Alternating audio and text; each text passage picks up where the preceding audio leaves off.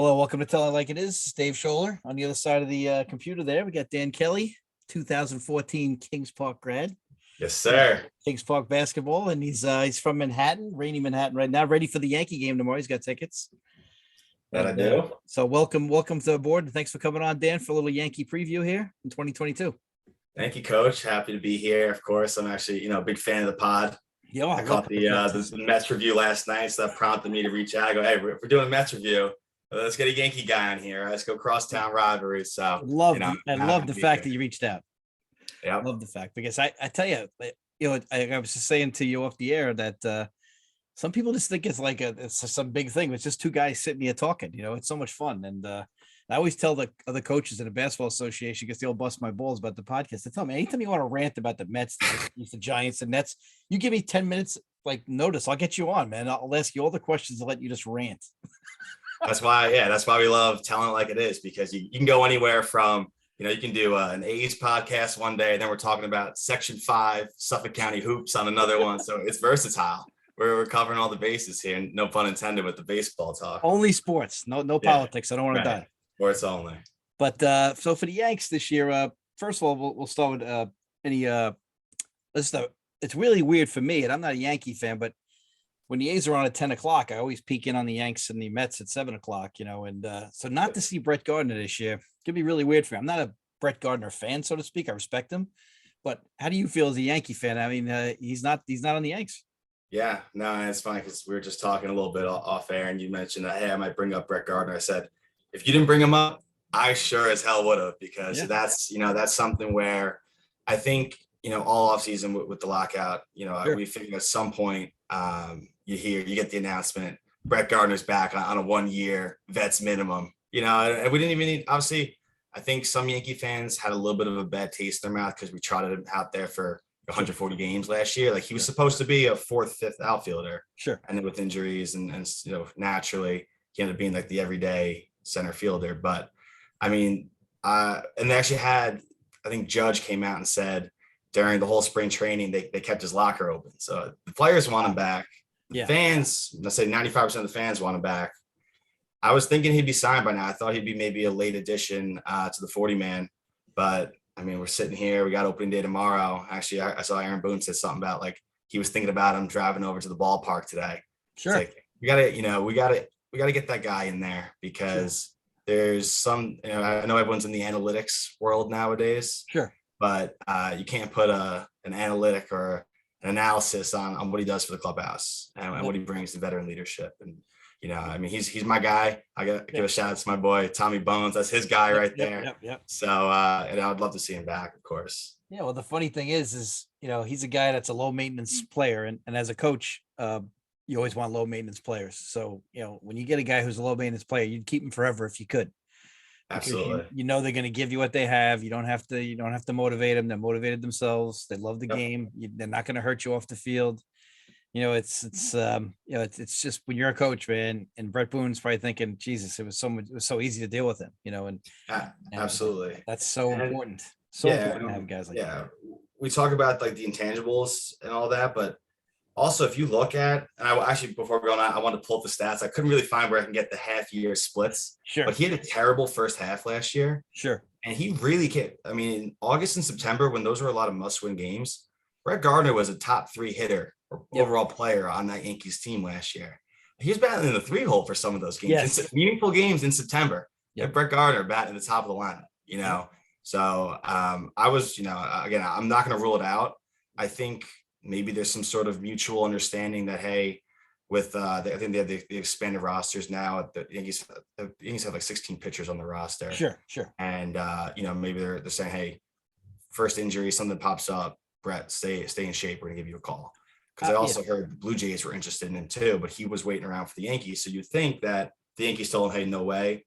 He still wants to play baseball, right? Sure. So I think we'll see him at some point this year. Yeah, I mean, as an A's fan, I would love to pick him up. I know we won't pick up anybody who shaves. Everybody's got to be younger than a certain age. But he's a guy that be great for our young players, because he's, like I said, he's not a great player, but he's a great person to have on your team. And people who don't compete or have never competed don't understand that. So the average caller going into WFAN is, I don't know what they understand about, competitive basketball or competitive baseball or competitive football. But the guy like Brett Gardner, he's welcome in any team. I think any team's fortunate to have a guy like that. Yep. But it is weird not to see him there. But I had to look at the roster 3 times yesterday to make sure he wasn't there.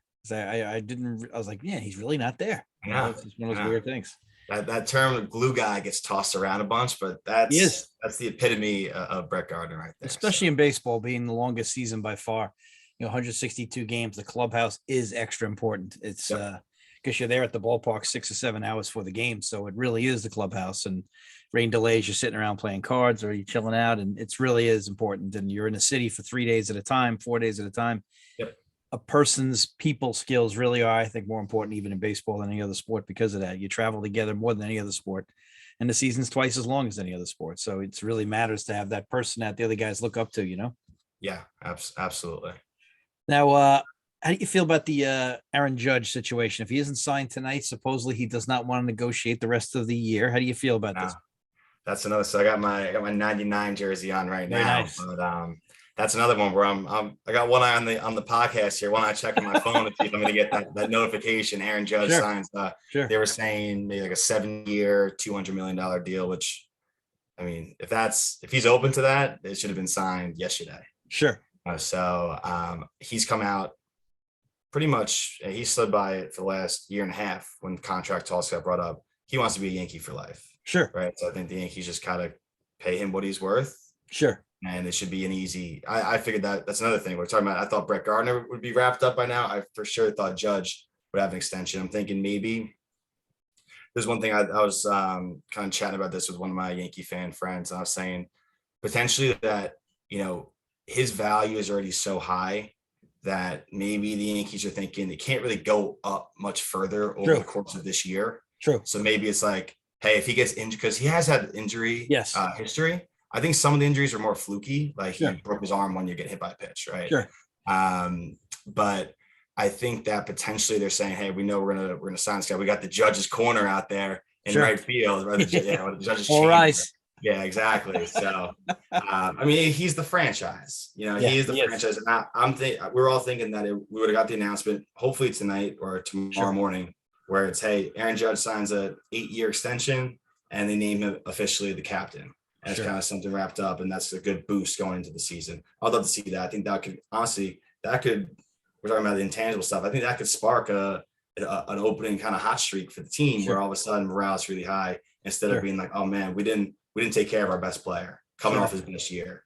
And now where are we? Right. After an offseason of really not spending money. Sure. So, well, it's funny because I always look at guys like him because he's not as young as everybody thinks. He hasn't been around that long, but he's not that young. Him and DeGrom are both in the same boat in that area. But for Judge, I look at him and I say to myself, why not give him a 5-year, $150 million deal, or give him 5 years, $200 million, and just make it shorter deal. Yeah. And make the money over shorter years. If you're concerned about the age and the injury, make it a shorter than give him 4 years, 150 or something. Give him something big and let's get it over with. Because he is a good guy. You don't have to worry about him either off the field. He's a solid guy. He wants to be a Yankee. He's aware of the history of the game. He's ready to go. And he can, he can help you in so many ways. And I just feel like you got to sign him. But it is daunting with the injuries. And but in my lifetime, I don't remember the Yankees ever being so concerned about pennies. But I guess there is a limit, so you have to respect that. That's what I was going to say. That's why I think they wouldn't go the short term high AAV, because they're so worried about now these 4 layers of threshold tax. Sure. Which, I mean, they do have a super high payroll. I mean, payroll, I think, is around $240 million. So sure. I'm talking to an A's fan here who's got a $33 million payroll. So that's correct.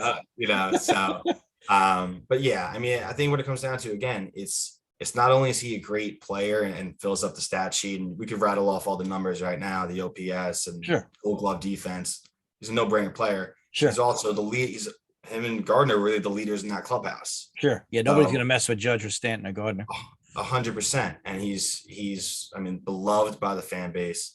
And if you think about it, even from a business sense, I mean, we're talking, of course, on the field of sports, but if you're the Yankees front office from a business perspective, how much more valuable does he make your franchise? I mean, he's the face, of baseball, right? He's got the right approach. He says the right things. He's got a little bit of Jeter in him. So that's, that's always important. But hopefully they get a deal done, and that'd be nice to do it tonight. And that way you get a little spark out of the gate tomorrow.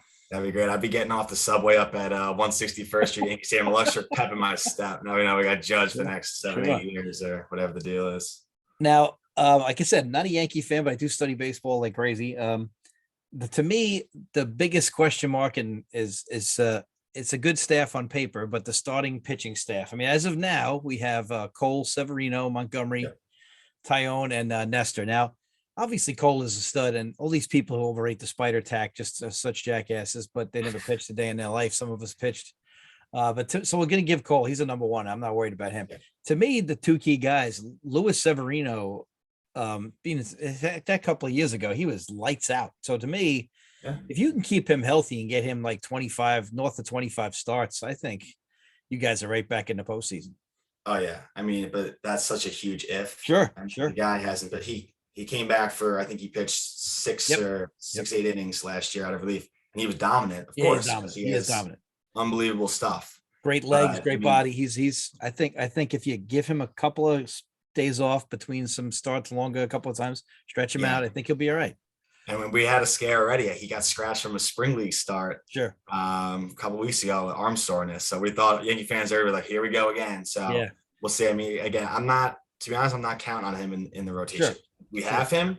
That makes this rotation look a whole lot better. Yeah. And we were chatting a little bit. On paper, it's not sexy. I mean, you got Garrett Cole at the top. That's your shiny toy.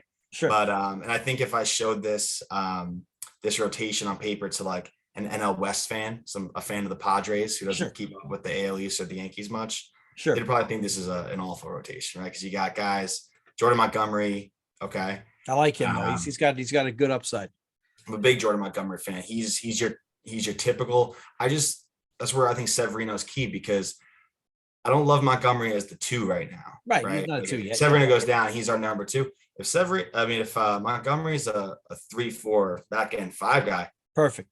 That's fantastic, right? Because he's your classic quality start, 6 innings, 2-3 runs, right? He's not going to really shut anyone down, but he's going to give you a consistently good start every 5 days, right? And then, I mean, I'm a big fan of Jameson Tyone. Yep, he's your number 4 He's another right guy now. Flies under the radar because he had arm problems in Pittsburgh. He didn't pitch for like a year and a half. Sure. We traded for him. He started out slow last year, and he's another guy who really came on strong because the Yankees, and this is something I'll get to this too as we're talking about the lineup, stuff like that, but the Yankees played awful for the first half of last year. They did. We made a couple deals at the deadline.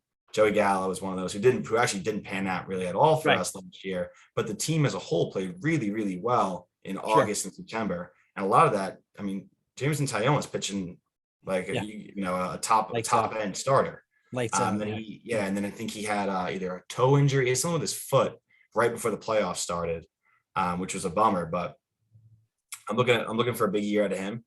And then you got Nestor Cortez, who he's a real pitcher. It's a major league pitcher. Though. That's a guy like myself who was a lefty pitcher my whole life. That's the kind of guy that we all like because he's a regular person's pitcher. Absolutely. He's gonna mess up the timing a little bit. Sure. He's gonna mix the spot. He's gonna battle. David Cohn's on the Yankee broadcast. He loves himself some Nestor. He's a real pitcher.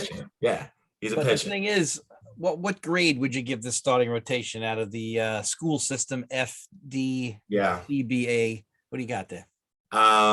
So it's tough to say because again, last year this staff really the same guys minus Severino, who should be an upgrade. We're top 5 in just about every single pitching category there is. Sure. So the question is, was that an anomaly and these guys really overexceeded and overperformed, or is that who they are? So I'd give them, in comparison to other staffs in the MLB, probably like a B plus.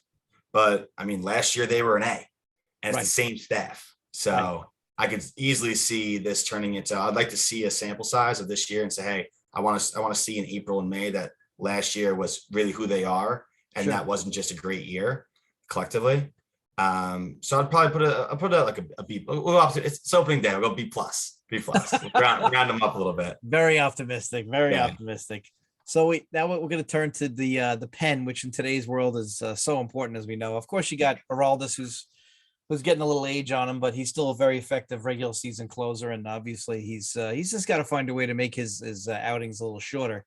Yeah. But the guy who I really like, I've always loved Chad Green, but the two guys I really like on this staff, and I know Yankee fans never seem to like him when I hear them talk.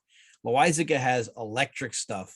Best reliever. Chad Green is ridiculous. So to me, those two guys, are just so underrated on the staff. I mean, and Zach Britton, of course, is out for a while, and Domingo Germán is out for a while. But when you get them back, I mean, it's going to be a nice group. I mean, Lucas. I like Lucas. He throws a good lefty. I mean, he's tough. I mean, I like this bullpen. Clay Holmes has got to be able to give you something. This is going to be important. I love this bullpen. I think this is a top 2 bullpen in the MLB, potentially, or maybe top 3 with the Dodgers and the White Sox. But the White Sox just traded Kimbrel to the Dodgers. So I mean, I'm putting this bullpen up with anybody. And to your point, Chapman's not the best reliever in this pen. He's not my most reliable. Gun to the head. Hey, it's bottom 9th of the World Series. Sure. And you need 3 outs. I'm going to Johnny Lasagna. Like I love Loizaga. He really came on last year. But I think what really separates the Yankees pen is the depth of it. So Lucas is solid. Clay Holmes, they brought over from the Pirates last year. He had a 4+ ERA. Nasty stuff, but walked everybody, no control of his own. Yankees bring him over, and Matt Blake is their pitching coach. I mean, I think this guy, he must be the second coming of Christ himself. I don't know what he does, but he takes guys who have nasty stuff and have control problems, and he can kind of just figure it out for them. Sure. And Clay Holmes was arguably, again, when he came over, probably our best reliever. I'd love to pull up his stats from when he was at the Yanks last year. I mean, he was pitching in big games. He was going in there for the 6th and the 7th and just wiping people out. And everyone's, I remember on a Sunday Night Baseball broadcast, everyone's saying, "Who is this guy?" Right. And there's also Michael King, who he was actually a starter on the beginning of last year, and he got hurt, and they brought him back, and they put him in the pen, and he was lights out too in the pen. And then also they just traded for Miguel Castro from the Mets. Yes. I saw that. I want to keep my eye on him because I'm thinking he's gonna be another one of those Clay Holmes guys where the guy's got a 100-mile-an-hour sinker and a wipeout slider, but he had some control issues and just really could never tapped into the full potential. And he's going to be our 6th, 7th best reliever, so he's going to be pitching some low leverage situations. Sure. And who's not to say we don't tap into that too? So I'm really, really optimistic about the bullpen. And as you know, in October, that's really what wins games. Sure. And throughout the course of the year, when you have 7 guys that would be top 3 relievers on most teams in the MLB, that's such a luxury. Yeah, and you're going to get Britton back, and if he's and Germán, if you get anything out of those two, that's just like it's amazing because that bullpen would be. You'd have a tough time deciding who to send down. Wandy Peralta is going to be interesting too because it's another lefty. Yeah, I just did a disservice to Wandy. Yeah, anytime you get lefties in the pen there, you're going to be all right. But I love Lucas. I think he's gonna be solid for you. What kind of grade would you give this pen? Got to go A. It's got to be. So you're loving your pen the most. Okay, so far your pen's your favorite. Now you got 2 catches right now. You got Higashioka, which I really respect, and Jose Trevino. Mm-hmm. Higashioka is great. Now let's give us a little Gary Sanchez update there. How you felt about that whole thing? Yeah, I was relieved when they dealt him to Minnesota. I think it was time. I think collectively he needed a new start. The Yankees need a new start. It just wasn't working, and it kind of cracks me up how we went from a power hitting catcher who was arguably the worst defensive catcher in baseball, and we replace him with the 2 best. Like we traded for Trevino, and he's supposed to be like the best pitch framer, unreal defensive catcher. It's like, if you had a point guard who was a great scorer but turned the ball over like crazy and he drove you nuts, you go, you know what? I want the guy who's just going to maybe average 4 points a game, but he's going to run my offense. He's going to take care of the ball. We literally got the exact opposite of what Gary Sanchez is. Sure. So that shows you kind of what the organization felt about that situation last year. It's kind of sad. I compare him in a lot longer time to the Randall situation with the Knicks. Fans in New York just sour on you so quick. They give you way too much love when you're good, and they don't give you enough when you're bad. And it's just the answer is always somewhere in between. It's like right in the last year, Randall was like being talked about as like one of the great Knicks ever, and now they want to get this guy out of here. And the same thing with Sanchez. I feel like once the fans get negative with you, in New York, it's over. And I feel it's really hard to reverse it. And that's why later when we talk about Stanton, I can't believe that he reversed that trend, because in my New York life, living up here, watching sports in every sport, you don't see it too often that a guy gets to reverse the narrative once the New York fans, get their hooks in you in a negative way. It's very hard to reverse it. And Stanton did it last year. Yeah, that's a great point. We'll talk about Alex. I want to mention kind of the same tune with Joey Gallo too, how fans are on him. Sure. I kind of want to implore Yankee fans, we got to build this guy up. Yeah. We got to give him some confidence because Sure. Let's try to tap. But with the catcher situation, I mean, Kyle Higashioka, he's good. Crazy enough, he hit 7 home runs in spring training. Yeah, which is, I mean, he's tough. I mean, I like him because, like you said, you don't need him to hit that much. No. Now, what would you give your catching situation here? Look great. I mean, a B-, right? Okay. It's going to be one of the worst. Collectively, probably the worst position on the team. Stick wise, yeah.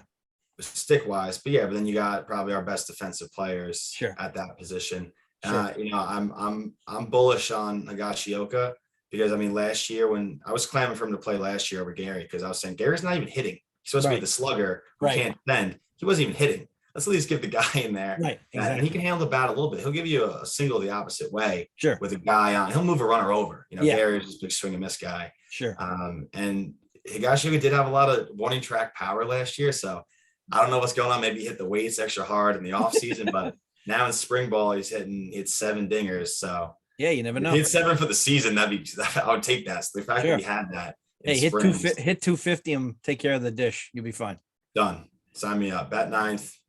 Pitching staff loves them. We're good to go. Now you have to be happy that they re-signed Rizzo. Luke Voigt out, but Rizzo much better glove. I think Rizzo's a keeper, especially with Yankee Stadium being a lefty. Absolutely. And this is what's kind of driving me nuts a little bit about Yankee fans this offseason, where we're acting like we didn't sign anybody, the team didn't get any better. I mean, we were when this guy came over at the trade deadline. I mean, and he took off in the first 10 or so games. He was unbelievable. Sure. I mean, we were going nuts. Resign him now. Like, this is our guy. This is our first baseman. And they had a COVID run in, which I think he got COVID pretty bad. He was out for about 2 weeks. He came back. He just wasn't the same guy. Right. But I mean, you've seen his body of work throughout his career. And again, where are they trying to piece together and kind of incrementally get this team better? The defense, kind of the edge, the competitor, right? Because what we've heard about this team over the last 4 years is kind of soft, kind of mellow, right? So you got Rizzo, who's a guy who clearly loves baseball. He's going to give you Gold Glove caliber defense, and he's going to give you power from the left-hand side, balance the lineup. But he's also a guy that 2 strikes, he's going to shorten up. I don't know if you ever see when he chokes up high, and I'm going to put this ball in play. I'm going to slap it to left field. Sure. And that's another piece that I think we were really missing over the last couple of years. And he's just a perfect fit. So it kind of, go ahead. I have to say, in looking at your team, he's a perfect fit. I don't know how anybody could not want to re-sign him, but at the same time, I don't think LeMayo's getting any bats at first base. And when that happens, you guys have one too many infielders between second, short, and third. And I don't know, this is going to be a great thing. And if Boone has any balls, which sometimes I question his balls, right, he will be the person that understands the great concept of all coaches, which is the bench is the best teacher. And I tell you what, because Felifa can play. I watched him in Texas for many years. Yeah. And, DJ can play and Glaber can play, but also, this is going to be, and Donaldson can play. So you guys, it's an interesting thing because I don't see Rizzo giving up many at bats at first base. He's too good over there with the glove. He's a pro. LeMayo can spot him, but I tell you, and when LeMayo's not playing first, you guys have one too many guys. I mean, it means for a hell of a bench. Absolutely. Which is, and again, good problem to have, right? Oh yeah. The thing, and I'm sure you're looking at this from a coach perspective, great thing to have where you can plug and play and someone goes down. Yeah. Let's say Donaldson gets hurt. Okay. Sure. You're now sliding in the guy who is won a batting title and a Gold Glove at second, but you slide him over third to play every day. Like, depth is phenomenal. Yep. It's going to come down to, I guess managing egos a little bit, but sure.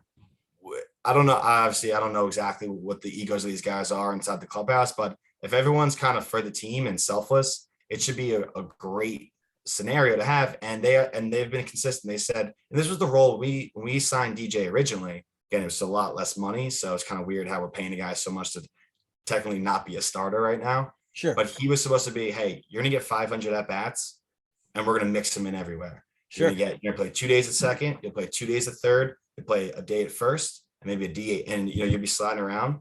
And that way, one, everyone should stay healthy, right? Because you're getting a couple days off your feet. Sure. And then two, it's baseball. Someone's gonna go down, and we're covered. So I mean, you guys, it's going to be interesting. And the guy who I think could be the guy left out, because he hasn't found it since his first couple of years, is Glaber. What do you guys what do you think about Glaber here? Yeah, so we originally thought a lot of clamoring in Yankeeville when all the moves are going down. We signed Rizzo, trade for Donaldson. We were saying, hey, is Glaber the next guy out of town? Are we trading Glaber to the A's for Montes or something along those lines? Sure. I think the Yankees really believe in Glaber. I think the shortstop move messed with his head a little bit. He's pretty bad defensively at short. Yes, I think he had a little bit too much on his plate where he was making errors in the field. And I think that was kind of translating to the batter's box. And when they moved him over to second at the end of last year, he really, defense picked up and his bat picked up. So, but he's going to be a guy that he's going to have, I think, a shorter leash, right? I think we want to start him out there at second to, hey, you're going to be our second baseman. You're the guy who hit 38 home runs your rookie year, right? And we're going to see if he's great, another huge plus for the Yanks. If he's not, DJ is probably going to slide in there every day, and Glaber will be the odd man out.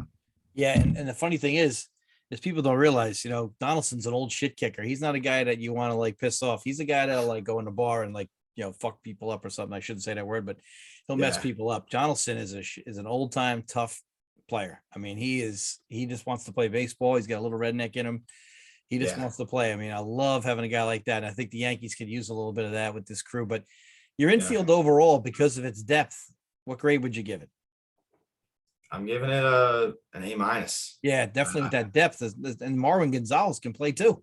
Right. And he had a good spring. So and people forget how good a player he is. I mean, it's pretty scary, but the outfield is where it's going to be interesting. I guess, Mr. Aaron Hicks, I mean, we just don't know what we're going to get there. But to me, that's where Brett Gardner is going to come in if Hicks goes down, I think. And, Gallo is a better fielder than he showed here in New York last year. As a person who watched him and played against him in Texas a lot, he's a much better fielder and, much better, all-around player than people think. I know people focused on the strikeouts and it was hard not to with the numbers, but he is a better player than he showed in the short time here. I mean, that doesn't mean he will produce. Maybe New York will get to him. Who knows? But I can assure Yankee fans, he is a little better than what he showed last year. Yeah, and that's kind of the point I alluded to earlier, where the guy that came over last year, and let's be honest, was awful for the Yankees last year. Yeah. He had one. He was awful. He was awful. He had 160 for the Yanks last year. He was supposed to be a Gold Glove left fielder. He like dropped a couple pop-ups that led to big innings. Like it was a mess. But he did. He was awful. Again, but this is a guy who, and a lot of Yankee fans don't like him off the bat because he's one of your classic new age ball players who's 3 outcomes: strikeout, walk, or home run. Absolutely. Right? And that's what he is. That's what he is. It's terrible. And I wouldn't like that if we were relying on him in the 3 or the 4 hole. But I mean, that's the luxury of this team right now where they're deep, and he's going to be batting 6th, and he's not going to be really relied on to carry the weight offensively. Right. So, and really he has little to no expectations coming into this year amongst Yankee fans. And really, I think across baseball, people saw how it went last year, and they're kind of forgetting this is a guy who's easily capable of hitting 40 dingers. He is, in Yankee Stadium. Especially, and it's funny.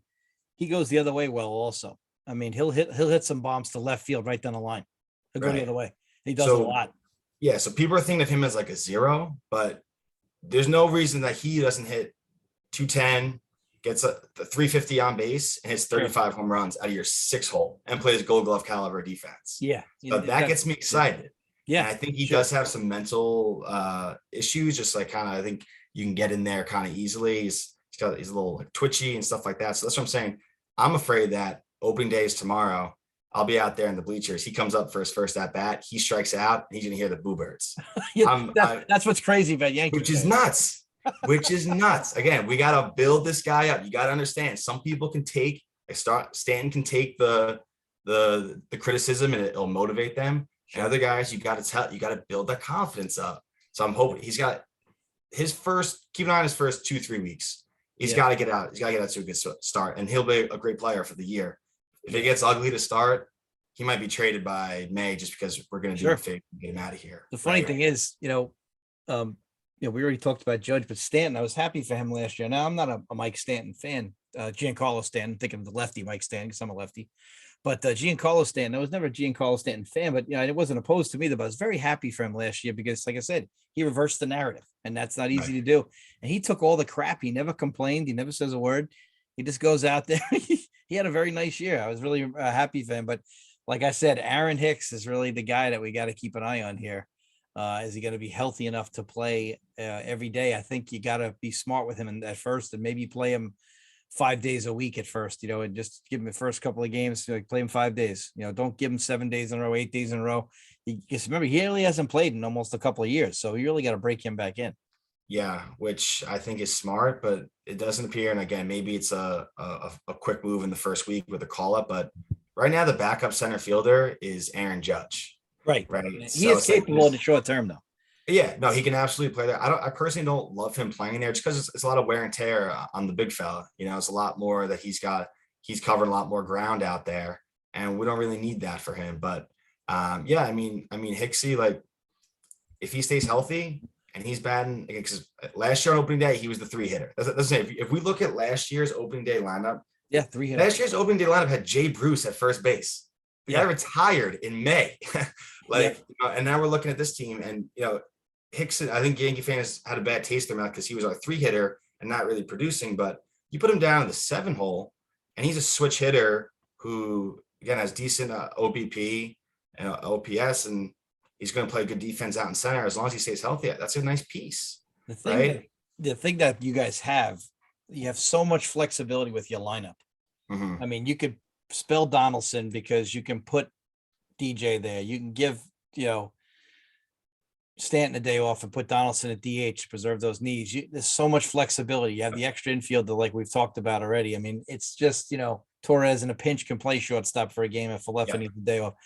It's just, there's so much flexibility that Boone really has to be like a surgeon to handle this properly because he can get the most out of him if he is flexible. And just tells guys right out, like, listen, you're not going to play 8, 9, 10 days in a row unless you're hot. Yeah. And, I think that's the way to go. I mean, because this is not that young of an infield here with the exception of Glaber. Right. I mean, Glaber's got he's got some youth, obviously. But other than him, we're talking about 34 for DJ, 35 for Donaldson, 37 for Donaldson, actually. It's not that young a team, but, right. 27 for Falefa and Glaber is, 26. So those guys are young, but there's some flexibility here with this team. And that's what you have to focus on. But how would you rate your outfield on a grade? What would you grade them? Got to give him an A. I know I sound like a Yankee homer, but I mean, how could you not when we could run out? I think they haven't revealed the opening day lineup yet, but I think they're going to go with the big boys in the outfield. Sure. And we're going to be looking at Gallo in left, Judge in center, Giancarlo in right. Sure. And I mean, that is just, maybe you want a speedster in center sure. But I mean, how can you not love trotting that out there? I mean, could be 120 home runs in your outfield right there, right? 40 apiece. Sure. As a coach, though, I was alarmed last year. Like I said, I teach. So in the school, I have a lot of Yankee and Met fans who I eat lunch with and diehard baseball fans. And I kept telling them last year that their defense concerned me, especially when Gary was back there. So you did plug that hole, but I still would like to see if you have a healthy Hicks, your outfield defense is pretty good. Absolutely. I feel like that they're, and like I said, Gallo is good, but Yankee Stadium left field is very large. It's not like Texas's left field. Yankee Stadium, that, as you know, that left center field power alley, that thing goes back for days. So the thing is, like, the defense is something that's a concern. If you can get a good center fielder out there, get Judge in right and Gallo in left, I feel like that defense just all of a sudden is very solid. But that's with Hicks. Like I said, Gardner did an admirable job out there. Yeah. He really did a good job, but it's a good group. I think DH wise, you guys got to be on the A list because who else has Stanton or Donaldson or even LeMayo as a DH once in a while? Nobody has that. Yep. And Totally. it's and where's Luke Voigt at these days? What did we do with him? What did you They guys do? traded him to the Padres. Nice, get him out of there. Yeah, and they just I was picked up. hoping the A's would have picked him up because he's like an on base guy for us. We could have used him, but and he was cheap, but we didn't do it. So I was hoping you guys would try to get one of our guys and we'd pick up a good play. But yeah, the A's have just sold totally to not to have anybody you recognize on the roster. So it's we only signed 2 guys in the last week. We signed Jed Lowry back for the 4th time. He's never our first choice, but he always produces for us. So we assigned him. Yeah, don't say that name in front of Mets fans. Yeah, of course. But it's funny. Yeah, the Mets didn't let him get the surgery. I told the Met fans, this guy, he never has a bad at bat, and I mean that. This guy gives you a full at bat, and he always is a battler. But I know he didn't have a good experience there. But now we got to go to one of the parts of your team, like I mentioned before briefly, that I don't think is great. Boone makes me nervous sometimes. I just don't know if he's. I think he's kind of like a cover up for the players guy, which I know you have to do to some respect, but I feel like he's not a guy who's ever going to flip a table over. You know what I'm saying? Right. Yeah. And I think common consensus amongst Yankee fans, they wanted him gone. Yeah. After the past year. Sure. I'm kind of indifferent about him because I just know that he's really not the guy at the end of the day pulling the strings. Sure. Right. I think it's the nerds upstairs that are sending down the card. They claim that he has autonomy over that stuff, but he doesn't feel like it. No, he doesn't. My guy and my guys across town, I wanted Buck Showalter in there. Yeah. I think he would have been the perfect guy when you talk about you got 5 infielders for 4 spots. Yep. And you got, the DH, we can move it around. You can put all the flexibility to line up. I think Buck Showalter, that's a match made in heaven, right? Sure. One, he's going to be great for the clubhouse, the personalities. And you mentioned like being a surgeon. He just gives me that kind of vibe that he's the guy who's going to pull the right strings. Sure. Whereas I think, Boone and the team are going to be looking at down to the .001 in the rounding the decimal in the OPS category or whatever, on who's going to play the next day. Sure. Instead of, again, who's hot, right? Who's looking good in this position? Who's got the momentum building? So, yeah, I think that wouldn't be a strong point of the team. I think luckily that the manager doesn't really have a big impact on that's true. baseball that much anymore. It's not, the NFL, of course, your head coach is almost everything. Yeah.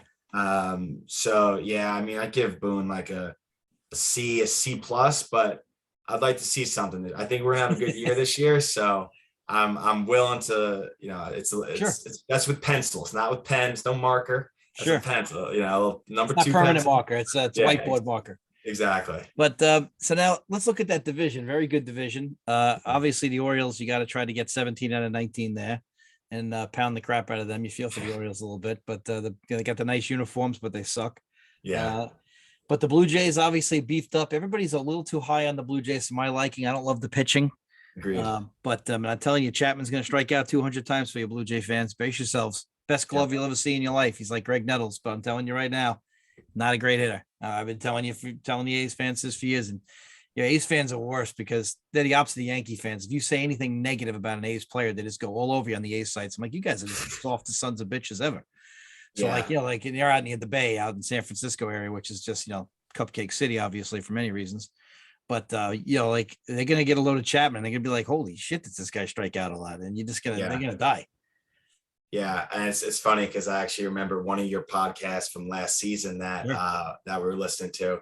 You mentioned something like, "Hey, I think like Chapman's got to get his eyes checked or something." He does. So when the Blue Jays made that trade, the first thing I thought, I'm like, I don't think this guy can hit much anymore. I remember Coach Scholler saying he thinks he needs to get his eyes checked out. He does. So I'm not worried about that. He swung through, and I'm not kidding about it. I watch the A's every night. He swung through more fastballs right down the middle than any guy I've seen in a long time. And he's young. So you're saying to yourself, maybe he's not seeing. Yeah. And, I mean, what else could it be? I mean, I know he hurt his hip, but he was turning on the ball. But, I love Matt Chapman. But the thing is, like, they're going to find out, like, playing on turf every day. And he's just going to see that he's a great fielder. He'll save you so many runs. He'll platinum glove. Yep. But he is going to drive you crazy at the plate. He's the worst guy up with less than 2 and a man on third. Oh, my God. That's music to my ears as we're going to have to play them. Holy crap. Now, Jesus. Yeah. But, so now in division, the Red Sox sale is out now. They said for, was it 60 days sales out? From a 60-day IL, yep. So, he's got to mix in a meal. This guy never lifted a weight. He's going to hula hoop through a Cheerio, this guy. I mean, he's got to put on some weight. I mean, he's a grown man, for Christ's sake. Eat a meal. Go get some pasta. Fill it up. Maybe a protein shake. Yeah, do something. But so the Red Sox, that sets them back, and they're having a little bit of contract negotiations with Bogarts. It's not really going that well. Devers turned them down too. So there's some strange things going on there in Boston. I know they had a good bounce back year, obviously last year, but it's not the same. Boston's been a year-to-year team over the years lately, and Devers, like I said, turned them down on offer Bogarts. I mean, it's not all happy in Boston land, and those fans are tough to play for too. And then of course you got the Rays, who I think are the real threat, because the Rays are just so well run. They'll get a mile out of a nickel, and they'll be tough, and they got a lot back, and you got a good manager. But how do you feel about your division? Who you nervous about? I mean, it's certainly loaded, right? And I can see now with the extended wild card, I could see all 4 teams you mentioned, of course, minus the Orioles, being the division one and the 3, or they're all going to beat up on each other. Yeah, that's the problem. Yeah. Yeah, I guess maybe I'll go one by one briefly. So the Blue Jays, I think you hit the nail on the head. They have all the hype right now. They're the offseason darling, and it's everyone's pick to really make the leap. They brought in Gausman and Chapman. Yep. And they lost Robbie Ray, who won the Cy Young, and Marcus Semien, who was top 3 in AL MVP votes. I know all about him. So how much better did they get? I understand that they had some bullpen issues last year, which they kind of resolved, and they had their Barrios for a full season. So they're good. I think that's probably the main threat to the Yanks, them and the Rays. I think then the Red Sox is just slightly below that, because the Red Sox, their lineup is going to rake, but I mean, that starting pitching isn't scaring anybody. No. And they don't have great arms out of the pen either. Nope. So when they lost Sale, I mean, they have Evaldi, and they have a bunch of, they have Pivetta, who was okay last year, but he was pretty bad last year and had a good postseason. So what are we getting from him? And then they have a couple cast-offs that are there to eat up innings. They have Waka from got a lot of arm injuries. Yeah, and they picked up one other, just And so I think that the Red Sox coming 4th in the division, and then the Rays, you look at them on paper right now and you're saying this isn't anything special, but we all know better. We all know better. Than win a game 6-5 with 10 pitches. You don't look at the Rays on paper and make your judgment. You just know that it's just a factory in terms of the organization. And if you do want to talk managers, I said they don't have a great impact, but those 2 managers on the Red Sox and on the Rays, manage circles around Boone time and time again. And we see that. I think that's why Yankee fans are really upset with Boone, because Alex Cora and Kevin Cash are 2 of the best managers in baseball. And we see them on a regular basis. Yeah, you got them all 19 times every night, right? You got to pound the Orioles while you can. Right. But that was the difference in the division last year. The Yankees went 500 against the Orioles last year. Unacceptable. And the Rays went like 17-19 against the Orioles, and we lost the division by a handful of games. So you look at the Orioles games, and that's what it came down to. Yeah, the funny thing is that really does determine the playoffs. The American League West is very strong this year, with the exception of the A's. The Mariners are going to be better. Rangers and the Angels. The Astros will take a step back, but they're still tough. So those four teams are going to beat up on each other. You guys are going to beat up on each other, minus the Orioles and the A's. The Central has always been weaker than the West and the East. So to me, it's who beats up their own division better is to get that 6th, to get those wild cards like you talked about. But you should know the Astros are going to get there. The Angels will finally be healthy eventually. The numbers, average law of averages, you'd think that the Angels are going to get healthy. Seattle's going to be very good, and the Rangers will be better. So it's going to be tough. I think like those out of league games, those 7 or 6 games you play versus the Rangers or the Mariners are going to be very important this year. Definitely. And you got to beat on, and Detroit's going to be better in the Central. Cleveland sold everybody. So you got to really beat the Cleveland team. That's the bad news though. Like somebody in the Central could steal a wild card because they're going to get to beat up on Cleveland, and they're in a division. Well, okay, the White Sox are good and Detroit's getting better, but it's not the AL. Yeah, it's not the AL West. And that was always the hard part about getting a wild card in the division with with the damn Astros. It was just tough. Yeah. So I feel like it's going to be, and the Royals are going to be down. So, I mean, I feel like you guys are at a disadvantage. I mean, my team's not going anywhere this year. I know that, but I feel like you really got to focus on those early games when you play these out of division teams, because you got to beat up on the Indians, the A's, and the Orioles this year. And the Royals. These are the 4 teams that you're going to have to pound. Right. Which is kind of scary for the Yankees, because we've been typically playing down to our competition, up to our competition. We'll get up for the series again in August and September. We went down to Tampa and swept them. Right. right? Then we'll also go, early in the season, we went to Detroit, who was way worse than they are now last year, Sure. and got swept by Detroit. Right. And it's like, right, it's like a Dr. Jekyll and Mr. Hyde kind of stance. Like, what team are we watching here? So I think that's one thing to watch for the Yankees. Are they going to beat up on those lesser teams? Sure. And stay consistent? And if they do that, I don't see why they're not right there at the end, Sure. vying for the division. Yeah, I mean, you got the Indians and the Royals. You got to beat up on those two. The Twins will be good. White Sox will be good. The Tigers are getting good, but there's those 4 teams, and sadly for you guys, 2 of them are in that Central, so they're gonna, so a wild card team in the Central could definitely have a chance to gain some advantage. And it's so tough because, like I said, the West and the East are just ridiculous this year. But yeah, I don't know. I still think the Yankees in their sleep are going to be bidding for 90 wins, and that's just with a regular year. I feel like if they have a good year, they have a much, 94, 95, and a bad year, maybe 85, which means you're still sniffing around, Yeah. especially with an extra wild card. But Yankee fans are just so it's like they're almost like, going to a funeral or something. It's amazing.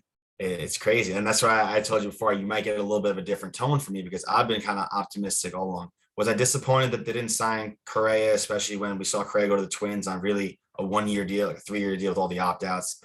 That was kind of the perfect stopgap. So, Sure. That's why, again, Yankee fans went into the off season with a bad taste in our mouths because they got smoked by the Red Sox in the wild card games. Disappointing season. Sure. They still won 92 games. Let's keep that in mind. Exactly. It's one game too, and it's wild card's one game, and that's what people. That's going to happen. That's going to happen. And we saw Freeman out there, and we saw the shortstops and all these. But you got Rizzo. And that's when we signed Rizzo. It wasn't that anyone doesn't like Rizzo.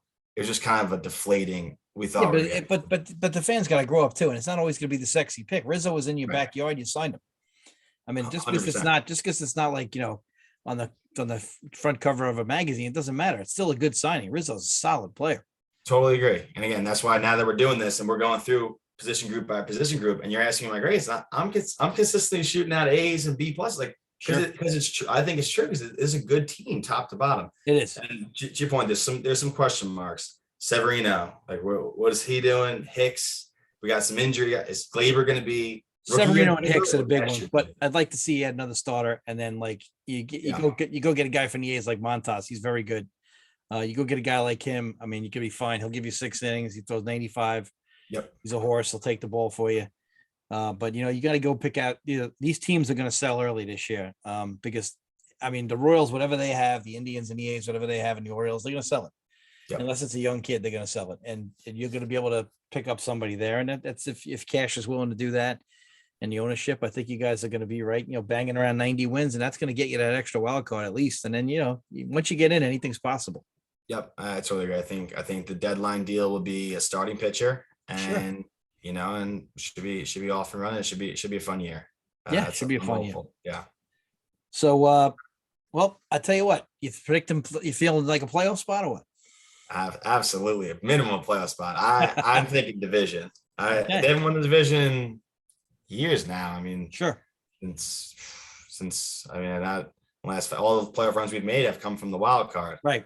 So I'm probably been 2016 or so, right? Since the division. 2016 was wild card. Yeah. It's been that long. We haven't won the division in really that long. That's amazing for the Yankees. Yeah. Yeah. So I'm thinking they win the division, and then we'll see what happens in the postseason. And again, if they don't win the division, I think they'll be right there, first or second wild card, and we'll see what happens. Okay, Danny. Well, I want to thank you for coming on, telling like it is the Yankee preview here. And anytime you want to come back and just rant, you just give me a 10-minute heads up, and we can have you on. And we'd love to have you. And any of your other cronies there that you're living with, some other former Kingsmen over there. We got the whole class of 2014 Kings. We'll just get them all on one episode after another. We'll get them in an apartment, and we'll have a talk same backdrop every time. Yeah, we'll have a great time. But we'll say goodbye to you now, but stay on. I'll talk to you on the other side. And thanks for coming on today. All right, awesome. Thanks, Coach.